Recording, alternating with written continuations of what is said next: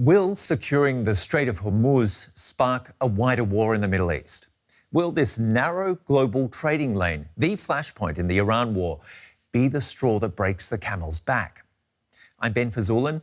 I'll talk to a couple military analysts about the huge risks involved in reopening this global energy and food choke point to ease the growing human suffering while preventing an even bigger conflict.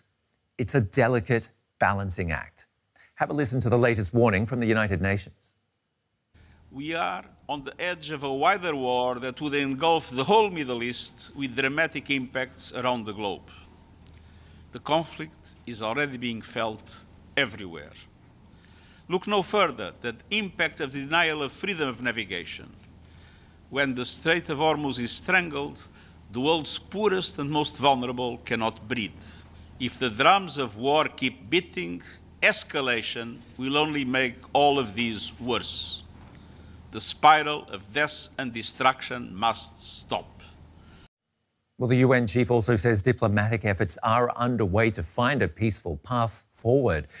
But will this come down to diplomacy or pure military might? Let's bring in our guest, Megan Sutcliffe, a security analyst at Sibylline, an independent intelligence and strategic risk consultancy. How high is the risk of sparking a wider war, Megan, when securing the Strait of Hormuz? Well, it's certainly a very delicate situation. Essentially, over the past few weeks, we have seen Iran repeatedly stating that it views itself as having a natural right to regulate the flow of vessels through the Strait of Hormuz. And the implication of that statement is that any state that sought to disrupt that right or move vessels through the Strait of Hormuz without explicit permission from Tehran would be violating those rights and would be a party to the conflict that continues to escalate in the Middle East. That is to say that engagement by multi or unilateral naval forces in the Strait of Hormuz against the Iranian authorities' explicit permission would significantly increase the risk of drawing further and additional parties into this conflict. Well, if you take a look at a map of the region, there are a lot of parties involved. You'll see not only how narrow the strait is, but also how tight the whole area is, with so many dangerous players all placed so closely around this shipping channel. And then you've got all the US military bases scattered along that waterway. Megan, how explosive is that situation in itself? It is very explosive, both in military terms, but also in commercial terms. When we're looking at the Strait of Hormuz, just as you have said, it is a very narrow waterway. At its most narrow point, it's about 40 kilometers wide. And so there really isn't a lot of room for vessels to, say, evade hostilities stemming from Iranian shores. And so when it comes to what that means for potentially securing the strait, it would require an extremely intense campaign targeting Iran's coastline and its missile and drone programs in order to eradicate its capacity to perpetrate those hostilities. When we're looking at the wider region, though, it's not just the United States that maintains bases in the Gulf monarchies. There are many other states that, as part of coalitions or bilateral agreements, have positions in those areas. And so the risk is that the involvement of multilateral parties could spark a broader escalation, targeting those individuals and targeting those bases at any point in time. Walk me through what an intense campaign would look like in your words. Well, it's hard to determine exactly because it would depend on exactly how much appetite there is for a military campaign on the part of the United States and its partners. And those aren't guaranteed factors. Over the past few days, for example, we've seen US President Donald Trump stating that he believes that once the conflict ends, the Strait of Hormuz will reopen naturally. It's not exactly clear what he means by that, but generally speaking, when we're looking at what it would require to restore freedom of navigation to the Strait of Hormuz, vessels and their insurers would need to feel confident that vessels would not be successfully targeted by Iran. Now, in terms of Iran's capabilities to target vessels, they, of course, have numerous drones, missiles, sea mines, and unmanned surface vehicles. These are also known as drone boats, as well as several other fast-moving attack craft that are operated by the IRGC.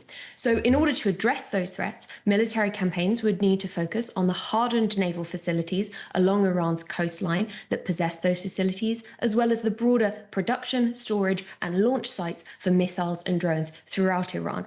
Iran is a vast country, and so the idea that that can be easily or rapidly achieved is rather fanciful in terms of feasibility in the short term. And so in terms of what we would need to see, it would either have to be an extremely intense campaign targeting both Iran's shores and its territory, as well as potential efforts to increase leverage over Iran in negotiations regarding navigability.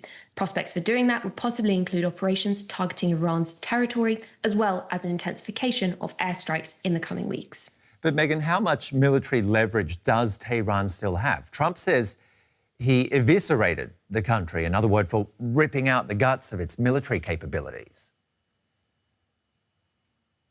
Trump has made that statement many times. We first saw him saying that the war was nearly over on the 9th of March, for example, and yet we are still here in April persecuting this conflict. And so in terms of Iran's military capabilities being entirely degraded, that's likely a bit of dramatic license on the part of the Trump administration. We know from other assessments, for example, those made public by the Israel Defense Forces, that they assess that approximately 60 to 70% of Iran's ballistic missile launch facilities have either been destroyed or have been disabled. And there have been various other unallocated reports coming out of various national security forces in the United States indicating that about 50% of general missile launch facilities have been destroyed. Now, that's certainly progress towards decapitating or disabling Iran's military capabilities, but it doesn't indicate that it has no capabilities at all. Indeed, Iran is known to also maintain stocks of tens of thousands of drones that are easily, quickly, and cheaply produced on the part of Tehran.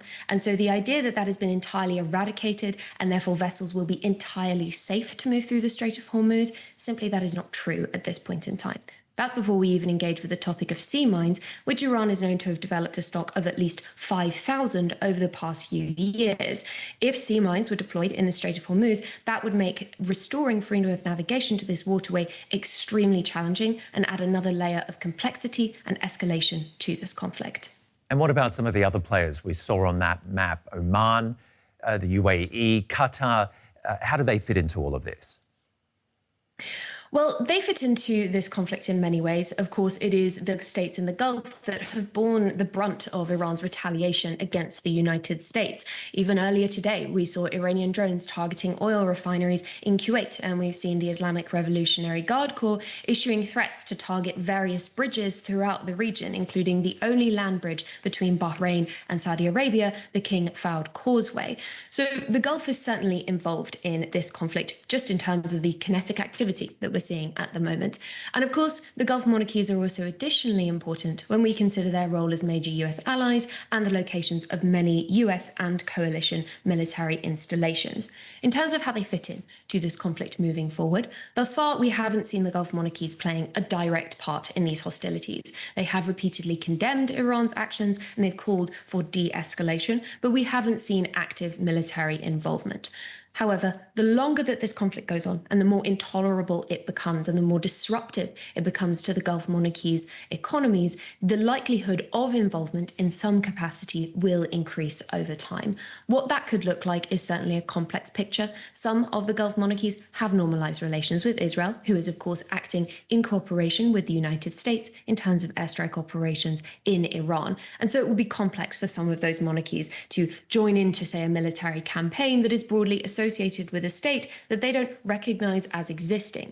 But that's not to say there aren't options for the Gulf monarchies to intervene going forward. We could potentially see the formation of a Gulf monarchy coalition to target Iranian proxies in the region, for example, such as the Houthis or Iranian proxies in Iraq. So there are several methods of intervention. And later today, we'll also see Bahrain tabling a resolution at the UN Security Council that would call for the restoration of freedom of navigation to the Strait of Hormuz. So we are seeing more involvement from the Gulf monarchies, but nothing direct and nothing tangible, at least at this point in time. OK, I want to come back to you in a second to ask you more about these efforts to coordinate in the region. But first of all, Saudi Arabia, it was close to normalizing ties with Israel before the war in Gaza. Now, this war in Iran, where are we at there, would you say, with the Saudis? Well, thus far, we haven't seen substantial shifts in the diplomatic file between Saudi Arabia and Israel. Thus far, the primary focus of Saudi Arabia, of course, has been maintaining its air defenses, maintaining cordial relations with the United States, given that the United States forms a central part of Saudi Arabia's air defenses, and of course, attempting to manage tensions with Tehran, who, I'll remind everyone, it only essentially renormalized relations with in early 2023 under the rapprochement, following several years of really quite fractious diplomatic relations. So we haven't seen major progress in terms of a normalization between Saudi Arabia and of Israel. But it is worth noting that the pressure on Saudi Arabia to normalize from the United States will be mounting after this conflict ends. Essentially, the US has a vision for the Middle East that sees less of a direct role for itself and more of a direct role for its allies, that its allies should be more autonomous and able to stand on their own 2 feet. And one of the ways that the US hopes to foster that type of autonomy is through forming tighter alliances between its allies in the region, such as Saudi Arabia and Israel.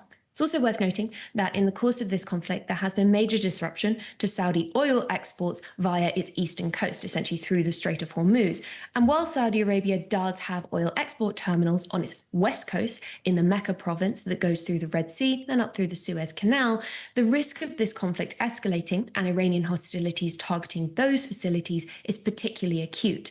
This is why we saw last week Israel's Prime Minister Benjamin Netanyahu publicly stating that Israel would really be quite willing to be the point of departure for Gulf oil exports through the Mediterranean, essentially bypassing the Red Sea and bypassing the Strait of Hormuz. Now, that's a long-term project. That's not something we're likely to see materializing in the short term. But that economic incentive that Israel is providing is potentially another indicator of the back channel and non-public discussions that are occurring in diplomatic circles towards bringing this normalization about. And someone I didn't bring up on that map, the Houthis in Yemen, I mean, they've fired warning shots signaling they're entering this war possibly. How could that change the dynamic? The Houthis add another layer of complexity to what is already an occasionally very confusing conflict. Essentially, when we're looking at the Houthis thus far, what we've seen is that they have engaged in a handful of missile attacks and drone incursion attempts targeting Israel. And although those have not been successful, there have not been credible reports from Israel indicating that those munitions have penetrated Israeli air defenses. When we see another conflict actor joining into this extremely complex situation, it is concerning because it adds another layer of insecurity when it comes to Israel. It adds another form of pressure on Israeli air defenses. But when we're specifically looking at global shipping, of course, we're all aware of the extremely disruptive effect that Houthi attacks on commercial vessels in the Red Sea had between 2023 and 2025. Essentially, the Houthis initiated a campaign of missile and drone attacks targeting commercial vessels that they asserted were connected to Israel in some way. Often these were very tangential connections that the Houthis were making, and so it was essentially indiscriminate attacks targeting commercial vessels in the Red Sea. And because of that, we saw broad diversion of shipping via the Cape of Good Hope in South Africa. It's likely that if we saw that type of campaign resuming at this point in time, that type of diversion, that mass diversion and mass rerouting would occur again. And for Saudi Arabia in particular, that is a foreign policy nightmare. Because right now, its oil exports through the Strait of Hormuz are choked off. They cannot move oil through that critical waterway. If we were to see the Houthis re-engaging in attacks in the Red Sea, that cuts off their western provinces and their capacity to export oil via areas like Jeddah. And so that, in essence, would cut Saudi Arabia off from global markets. That would be a nightmare for Saudi Arabia, it would be a nightmare for the Gulf, and it would be a nightmare for energy markets where we could expect major price hikes.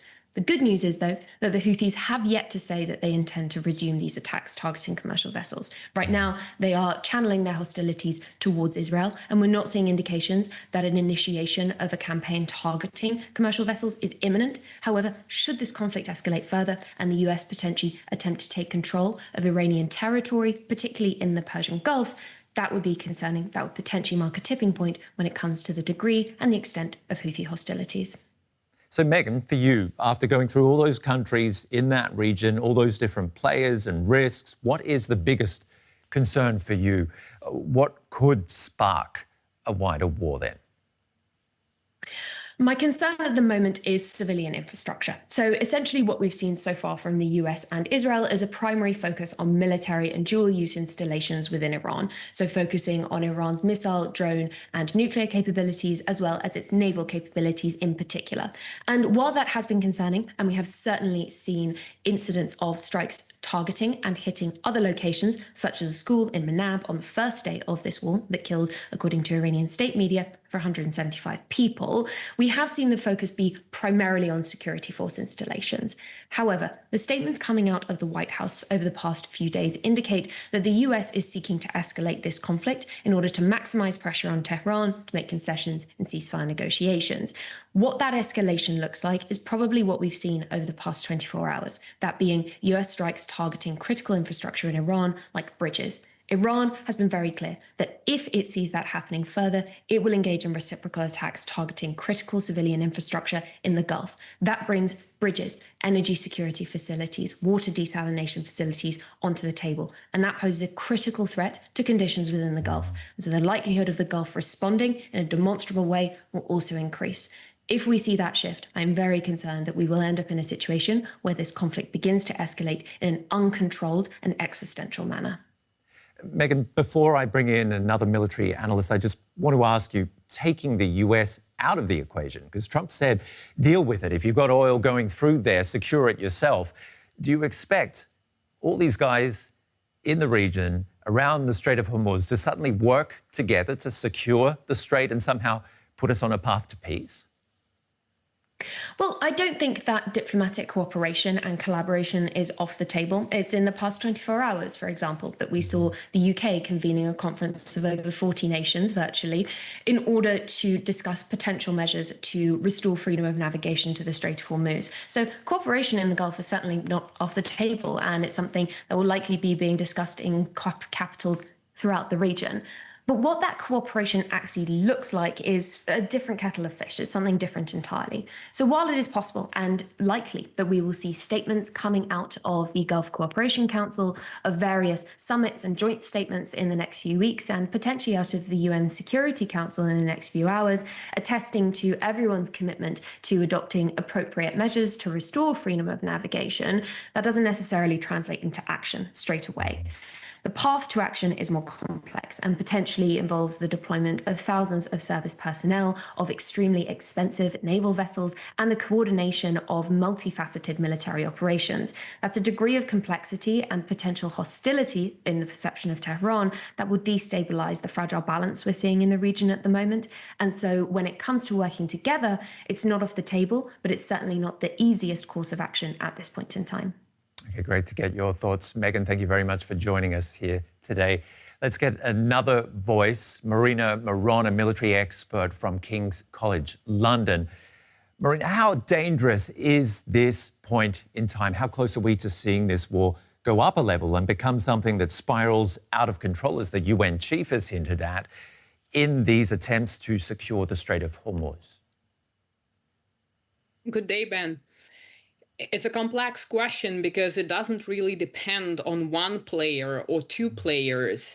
It's a constellation of different factors. So we see contradicting statements coming from the United States administration in terms of how this will move forward, namely threats of escalation, potentially targeting Iranian critical infrastructure. In the meantime, Foreign Minister of Iran, Abbas Araghchi, speaking to the Russian Foreign Minister, said that Iran is not going to give up on this. So Iran is preparing for a long war. In other words, Iran is not willing to see itself deterred or threatened into something, specifically into opening the Strait of Hormuz, because this is one of Iran's main strategic assets.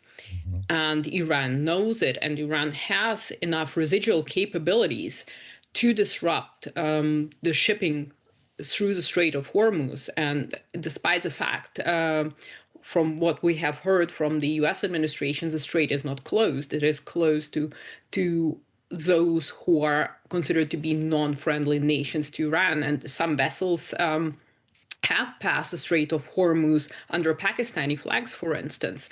So it is interesting to see how this will evolve and if the United States indeed is going to carry out what it promised, whether there will be a ground operation. And that will, of course, determine the course of further action, because if we think about the escalation or the escalation dynamics, there are a few possibilities here. It doesn't have to go up the ladder. Instead, it can go horizontally. So the scale of attacks might increase, but there will not be escalation and an escalation to the next step. Therefore, it is difficult to determine at this point whether this will happen, but the danger is, of course, there, because there is a lot of unpredictability in terms of what each actor will do, what the Gulf states will do, what actors like China and Russia will do. And of course, we also have non-state actors, some of which have their own state of mind, meaning that they are not directly controlled by the Iranian Revolutionary Guard Corps. Instead, they don't want to see US presence in the Middle East because of the recent history of US involvement in the Middle East. And therefore, these non-state actors can also start attacking targets. There are groups in Iraq, there are groups in Syria. And we also have to talk about Israel and the Israeli campaign in Lebanon, the Israeli campaign in Syria, and how that will intensify the entire situation. So we need to look at the broader strategic picture, not just the Strait of Hormuz itself, because it encompasses the entire region at the very least, with peripheral actors still having input in terms of what can happen. Therefore, it is a very delicate moment in time right now in terms of how the United States and Israel want to proceed with this and how they can reach some sort of an agreement with Iran. We know that the diplomatic efforts are also being pushed. And of course, that will also determine to a certain extent how the activities on the ground will unfold. Marina, but do you expect an intense campaign from the US, as Megan put it? Well, what does an intense campaign entail? That is a question. We can compare it degrading enemy capabilities ashore? Well, what we have to understand here is that Iran has drones that have a range of over 1,000 kilometers, meaning that they don't have to necessarily launch anything from the shore to disrupt the shipping in the Strait of Hormuz. And I think that needs to be understood very well, meaning that a wider campaign would require air assets, naval assets, and ground forces. Israel has stated that it will support the United States effort in such a scenario, but will not deploy any ground forces. So who is going to deploy ground forces? And only the United States. And I think that is a main point of contention right now, with the Trump administration trying to pressure the European NATO members to participate in the whole effort of reopening the Strait of Hormuz. We have to understand that it's not just about that specific choke point. It's about securing the airspace. It's about continuous surveillance. It's about the protection of vessels once they reach their ports. It's not just about the safe route. And it's, of course, about the mining or minesweeping capabilities. And those have been reduced over the past 30 years when we look at the United States. So the United States will essentially have to rely on other countries to contribute to that capability, and minesweepers would have to go in first before you send in any tankers accompanied by destroyers. And it's a very narrow strait, so it's a huge effort. It costs a lot of money. It's logistically complex, and it's very easy to disrupt for Iran. Therefore, I see that, yes, it is possible to extend this operation, to launch a ground operation. But the question is there enough capability at this point? And what is the overall strategic objective? We have heard many times that Iranian military capabilities have been decimated, but as I said, it still has enough residual capabilities, asymmetric capabilities. It has affiliated groups all across the Middle East. And we shouldn't forget that there are affiliated groups or groups sympathetic to the cause in Europe and perhaps in the United States, if we look at a recent incident or attempted attack on the Bank of America in Paris. So it creates all sorts of security dilemmas which go well beyond the Middle East. Therefore, I think from a strategic point of view, it should be really the last resort, which should be also planned very carefully. Because once you get in, it will be easier to get in than to get out. And we have seen that in Iraq. We have seen that in Afghanistan. Marina, in all of that you're telling me, I already know how complicated it is, but you really point out the complexities involved. What then makes you optimistic? I hear some optimism there as well. What makes you think that we are going to get anywhere soon? It also sounds extremely time-consuming, what you're talking about. It is time-consuming, and I'm not very optimistic. I'm more skeptical in terms of the United States and perhaps the coalition partners trying to reopen the Strait of Hormuz by force. I see it as a very complex, very dangerous, and very time-consuming and expensive operation, which is not going to secure the shipping lane. So from my perspective, there need to be more mediation efforts. And we see that it can work for some countries. As I said before, the Strait of Hormuz is not effectively closed. And it's interesting because Iran can now earn money on having the vessels pass through the Strait of Hormuz. I think about $2 million are being earned and paid in cryptocurrencies.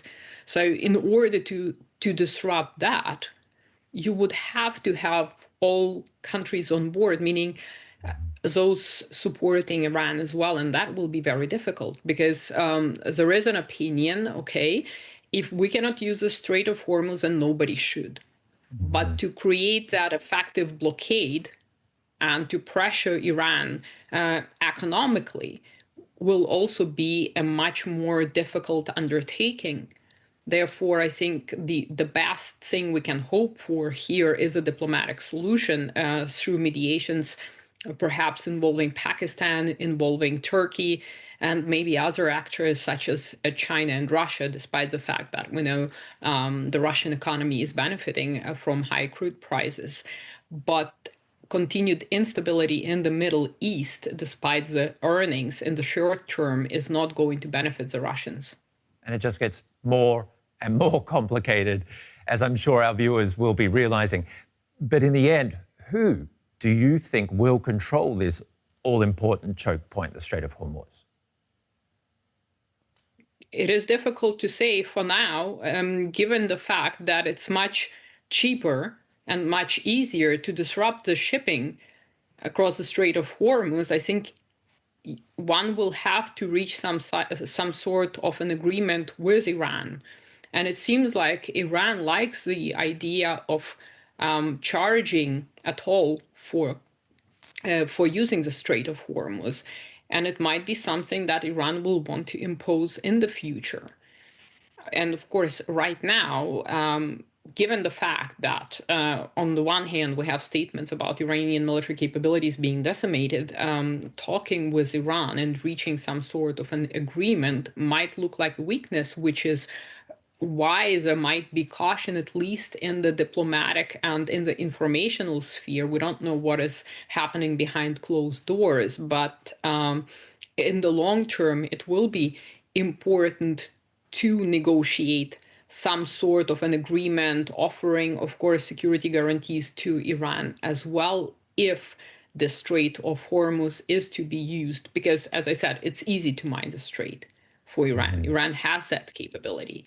It's easy to target it with drones, and Iran still has enough drones and they ship missiles, submarines as well, unmanned surface vehicles, small boats. If we look at 1988, Iran was also successful in disrupting shipping. The US intervened as a neutral party, so it was a completely different naval capabilities compared to what the US has now. And of course, we need to think about the political situation and about the midterm elections coming up in the United States. So for the American administration, it will be very important to reach some sort of a conclusion here, because the whole economy is getting disrupted. We are seeing Asian countries now turning to Russia, such as Indonesia, for instance, considering buying Russian oil. Vietnam, I think, is one of them as well. And so the prices are rising, the insurance prices are rising, the inflation. The Fed chairman is very worried about the situation. And so it is affecting many strands, and it's causing a global crisis. And if the Trump administration is hoping to win the midterm elections in both in the Congress and the House of Representatives, it will be important to somehow ease the current tensions, specifically because it somehow contradicts what was promised during the electoral campaign. Therefore, some middle ground will need to be found, and there should be, I know that the term has been used a lot, the exit strategy, but it seems like at this point, there is no such thing as an exit strategy in this scenario. And it seems like whatever is happening on the ground and whatever is happening in the political sphere is something that's being decided ad hoc. And I see that as a main danger and as a main problem of resolving the issue and establishing some sort of a safe passage through the Strait of Hormuz, but also in ensuring long-term security of this passage. And that will be important, because opening it for 2 weeks or 3 weeks is not a solution, and that can be reached only diplomatically. So it's intriguing to see how the geopolitics just continue to shift with this next war. We've also gone through the chances of diplomacy with you and the dangers and risks involved in this becoming a wider war. Just tell me, all up, is all of this that we've seen over the past weeks and now month, is it just a precursor to the real war, as some residents in the region actually fear? Well, I from my perspective, it already is a real war. I think, as I said before, the intensity could increase. So it could spread horizontally. It could spill over to other countries using non-state actors, because destroying Iran's regular capabilities is not going to ensure that Iran is incapable of launching counterattacks. And we have, of course, also one limiting factor, the defensive capabilities that the Gulf states have, and the defensive capabilities that Israel has, specifically being reliant on US military industry to a large extent when we're talking about interceptor missiles. So the question is, if Iran has the capability and if Iran can procure more drones and still has some underground storage with missiles, because we don't know how much Iran still has. A lot has been said about how much has been destroyed, but those are estimates. The reality of it we'll never know. And a lot of what is being put out into the information spectrum has a political purpose, so to say. Therefore, how long can the United States and Israel monetarily and militarily, of course, afford to lead this war at this level of intensity? As always, thank you very much for your time, Marina. Sorry, finish off what you were going to say. No worries. No, that's fine. Okay, we'll leave it there. No, that's fine. I just wanted to say that it could end or reduce in intensity because the money and the missiles run out. And then you have no other option. So that could be one possible scenario. I'm sure none of us would be unhappy about that scenario, that's for sure. Marina, thank you for taking us through the complexities of the US-Israel war on Iran and that all-important choke point, the Strait of Hormuz, which has become the flashpoint in this conflict. Thank you, Ben. And thanks for your time in bringing you the latest on the Iran war and what's next to come. I'm Ben Fajzullin. See you again soon.